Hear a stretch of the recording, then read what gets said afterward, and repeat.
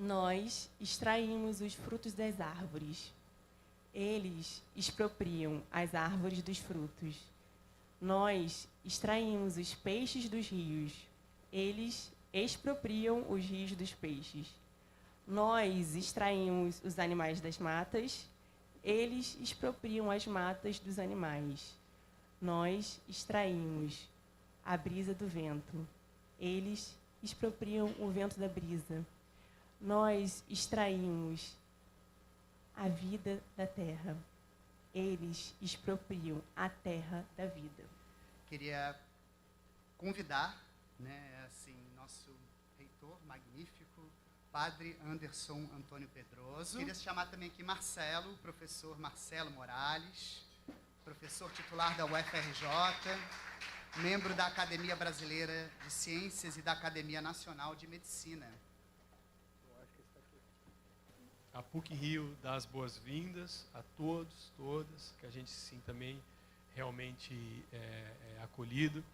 Ciência, arte, saberes ancestrais. Amazonizar é um verbo. Primeiro nós temos que nos amazonizar. Muito bem-vindos, muito obrigado e conto mesmo com todos vocês, principalmente os jovens que estão aqui, amazonizar. E contem conosco também, a PUC está aberta e muito honrada desse momento. Obrigado. Mas eu acho que antes da gente amazonizar, a gente deveria humanizar. E para humanizar, a gente precisa ver o outro como humano. A gente precisa ver o outro como igual. E quando eu digo igual, é no sentido de a vida dele importa tanto quanto a minha, quanto quem está lá no Ártico. Mas a partir do momento que a gente não consegue humanizar essas pessoas, que a gente não consegue ver uma pessoa indígena, né? Assim como durante muito tempo, e ainda é um processo, as pessoas negras, se a gente não consegue humanizar essa pessoa, ela sempre vai ser secundária. Então, aquele povo que está lá só é importante porque ele detém conhecimentos que a ciência ainda não acessou. Quando a ciência acessar, a minha pergunta é: o que farão com aquelas vidas? Para mim, é a grande sacada de entendermos como que a ciência pode atuar a favor da vida humana, mas de todas as vidas. E não só de um grupo humano que subjuga outro grupo, dizendo que ele é uma subgente, uma subespécie, que ele precisa ser tutelado. Em relação à ciência, o que a ciência pode fazer e o que nós estamos enfrentando nesse momento das mudanças climáticas, que pode transformar o nosso planeta. E ao transformar o nosso planeta, que já está sendo transformado pelas mudanças climáticas, nós temos que estar preparados. As palavras são adaptação e mitigação, porque hoje nós já estamos nas mudanças climáticas. Quando um rio ele é contaminado, quando um rio morre, a gente chora, porque ele é nosso avô. Isso não é uma metáfora. Quando os xamãs nos dizem, os antigos, os mais velhos nos dizem que o céu vai desabar nas nossas cabeças, não é uma simbologia do Apocalipse. Então, quando os xamãs nos dizem que o céu vai desabar na nossa cabeça, eles estão dizendo: as enchentes elas vão começar a vir mais forte. Os rios eles vão secar. A fumaça vai realmente prejudicar os nossos pulmões. Não é só o povo da Amazônia que vai morrer. É isso que eles estão dizendo. E eu acho que há uma hombridade tão grande nisso, porque eles não estão lutando uma causa deles, mas uma causa de todos nós. Mas hoje eu vim compartilhar com vocês, primeiramente, assim, no nosso povo, do povo Unicum, para a gente ter um diálogo, uma conversa, a gente tem que ter pelo menos um minuto de silêncio e ouvir a presença dos seres que estão à nossa volta. Porque além de nós estar em matéria aqui, existe espírito. E para a gente ter um diálogo saudável e entender, a gente tem que pedir licença. Porque cada palavra que vai ser falado, cada um vai entender. Para isso, nós fazemos um rezo.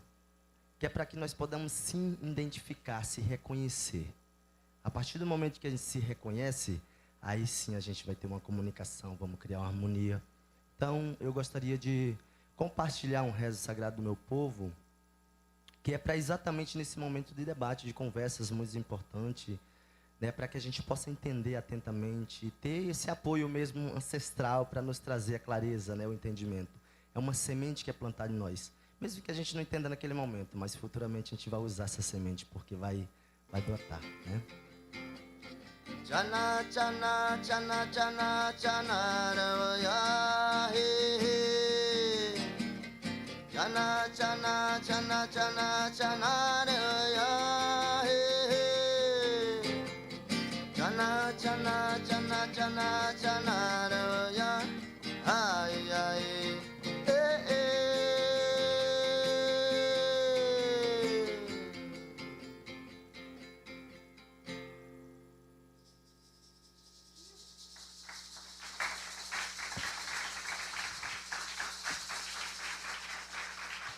Eu recebi um conselho, na verdade, de uma ancestral minha. E ela me disse que eu precisava ficar junto ao grande rio.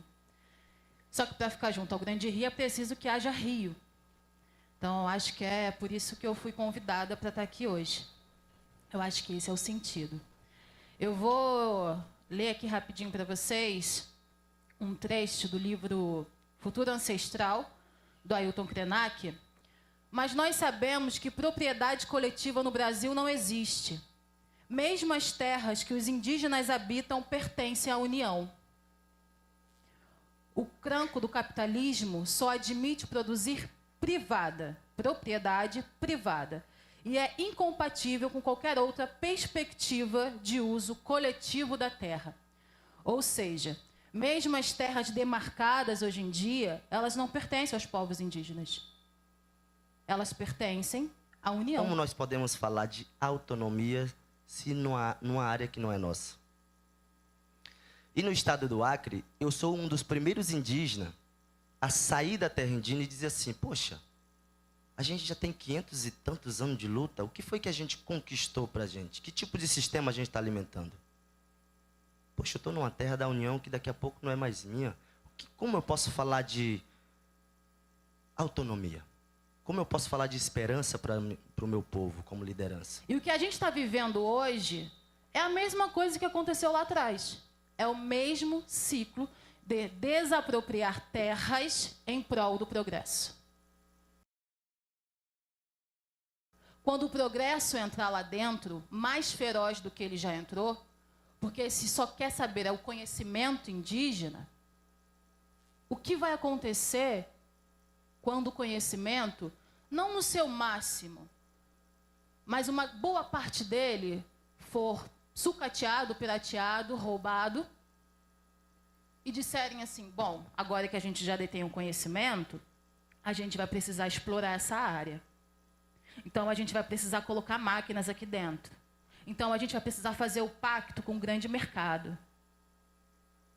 Para onde vão esses povos? Centerrara é o povo do Maracá, né? Ninguém ouve muito na literatura falar sobre esse instrumento, né? Mas é um instrumento que embala os cantos dos Tenenterrara Guajá. Então, os Tenenterrara acredita muito na espiritualidade e tem um grande respeito, muito grande respeito, pelas forças da natureza. E eu não traduzi o que eu falei na minha língua, que é para vocês se inscreverem no único curso, um curso que fala das línguas naturais dos povos indígenas, não só língua, mas a cultura dos povos e das línguas que tecem o grande tronco tupi na Universidade Indígena, na aldeia Maracanã.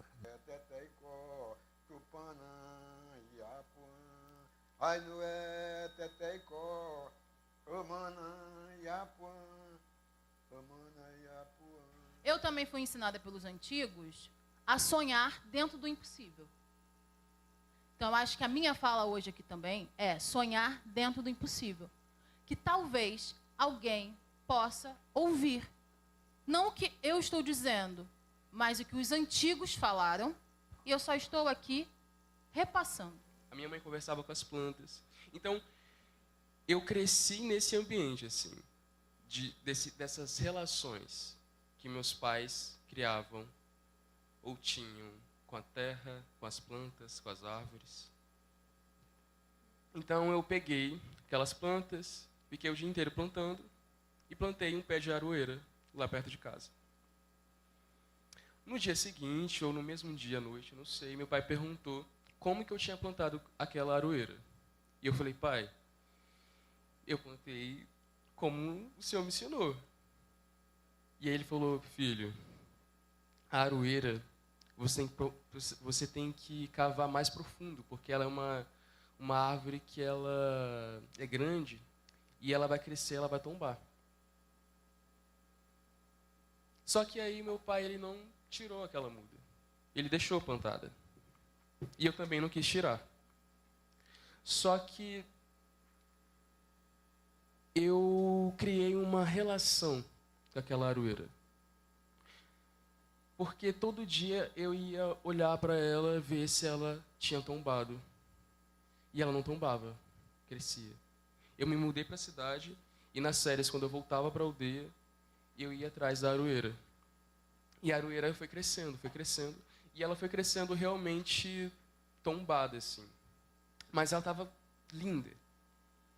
Passei 6 anos sem ir para Rondônia, e esse ano eu voltei para lá.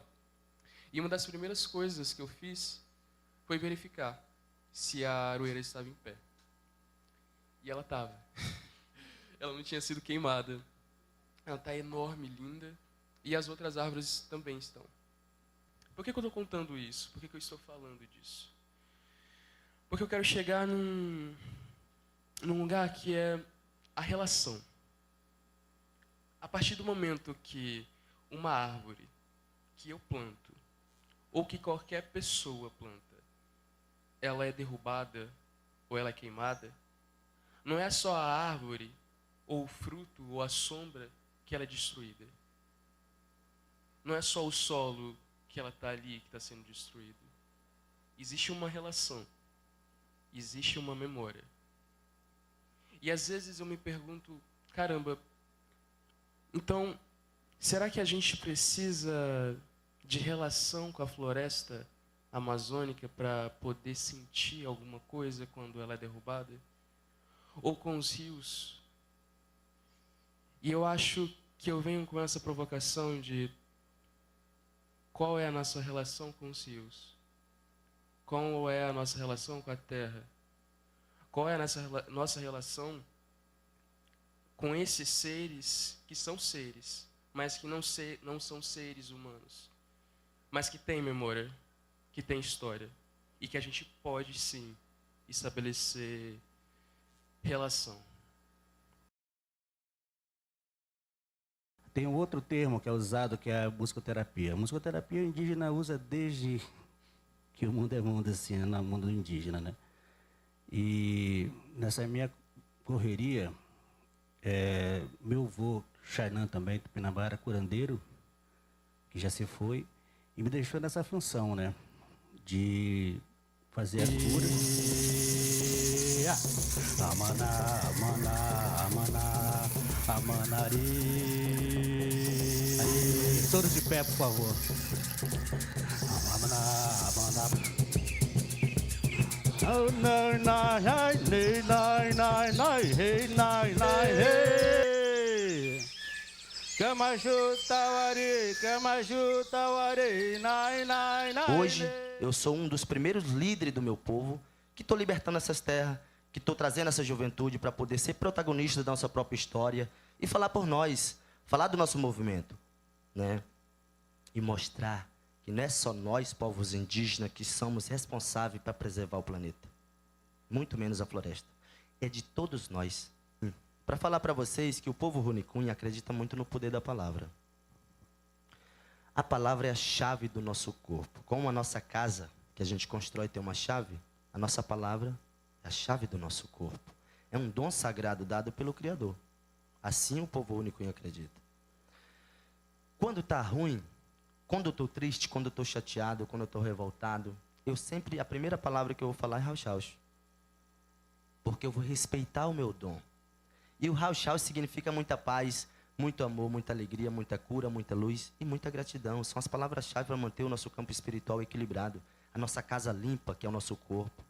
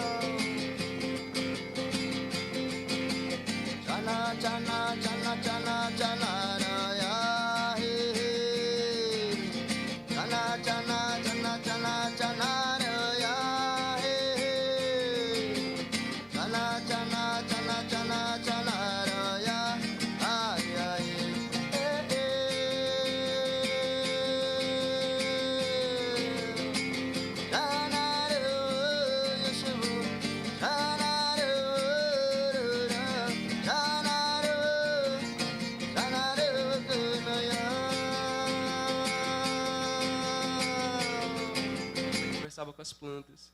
Então, eu cresci nesse ambiente, assim, dessas relações que meus pais criavam ou tinham